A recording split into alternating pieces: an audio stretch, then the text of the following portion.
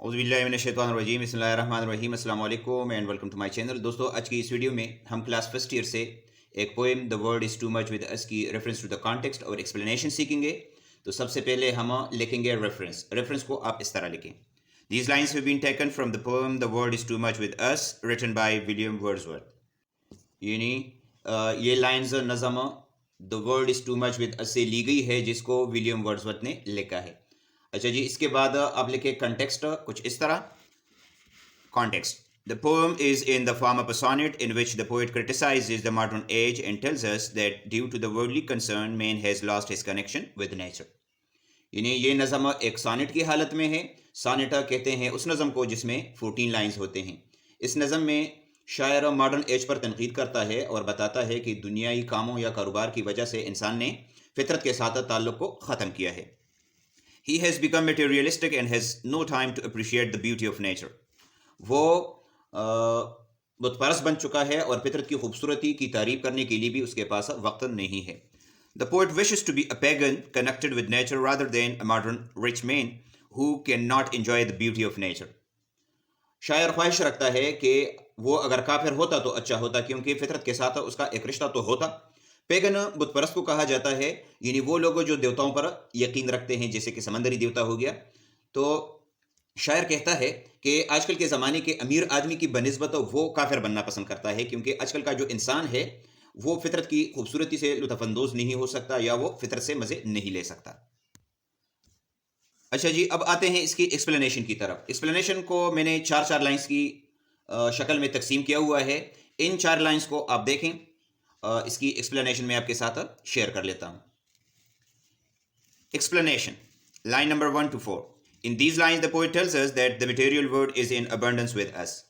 यानी इन लाइंस में शायर कहता है कि मादी दुनिया की हमारे पास कसरत है। We always remain busy in earning and spending money, and by doing so we waste our energies। हम हमेशा पैसा कमाने और खर्च करने में मसरूफ़ होते हैं और ऐसा करने से हम अपनी तवानाइयाँ ज़ाया करते हैं। We do not give attention, हम तवज्जो नहीं देते। To the natural world which has been created for us, फितरत की दुनिया को जो कि हमारे लिए बनाई गई है। We have given our emotions and feelings in exchange for the material world। हमने मादी दुनिया के बदले अपने दिल, जज्बात और एहसासात दिए हैं। This exchange of ours is really a bad bargain।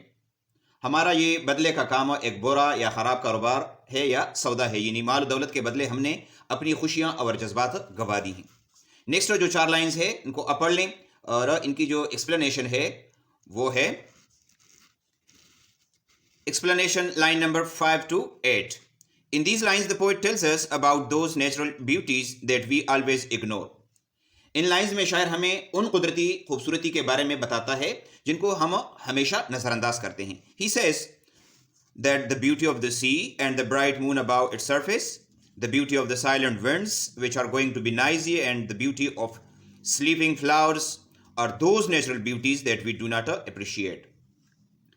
वो कहता है कि समंदर की खूबसूरती और इसके सतह पर जो चमकदार चांदनी की खूबसूरती है और उन खामोश हवाओं की खूबसूरती जो कि शोर मचाने वाली हैं और सोए हुए फूलों की खूबसूरती, ये वो खूबसूरत मनाजर हैं जिसकी हम तारीफ नहीं करते। All these phenomena do not have an emotional effect on us। इन तमाम मनाजर का हम पर कोई भी जज्बाती असर नहीं है, यानी ये हमारे जज्बात और एहसासात को नहीं उभारती। अच्छा जी, नेक्स्ट जो 6 लाइंस है इनकी आप रीडिंग कर लें और इसकी एक्सप्लेनेशन मैं आपके साथ शेयर कर लेता हूँ। Explanation, line number 9 to 14. In these lines, the poet wishes that he would like to be raised in a pagan religion of the past, the beliefs of which are outdated now। यानी इन lines में शायर ये ख्वाहिश रखता है कि वो ये पसंद करेगा कि उसकी परवरिश बुत परस्तों की मज़हब में होती, जो कि पुराने ज़माने का मज़हब है जिसके अकायद आजकल ख़त्म हो चुके हैं। He says that if he were a pagan, then standing on the grassy land he would see those things that would make him less depressed। वो कहता है कि अगर वो एक पेगन होता तो वो सरसब्ज़ जगह पर खड़ा होकर ऐसी चीज़ों को देखता जो उसको कम मायूस करते। He further says that he would be able to see the sea god Proteus rising from the sea। वो कहता है कि वो समंदरी देवता प्रूटियस को देखता जब वो समंदर से उठता. He would also hear the sea god Triton blowing his decorated horn. और इसी तरह वो समंदरी देवता ट्राइटन के मुज़य्यन हार्न के बजाने को भी सुनता अगर वो एक पैगन होता तो.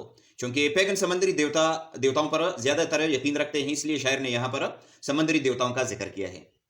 तो दोस्तों ये था आज का हमारा टॉपिक. उम्मीद है आपको इसकी समझ आ गई होगी. किसी भी जगह पर आपका कोई सवाल हो तो आप कमेंट में पूछ लें, इंशाल्लाह मैं आपको जवाब दूंगा. Thank you for watching. अल्लाह हाफिज़.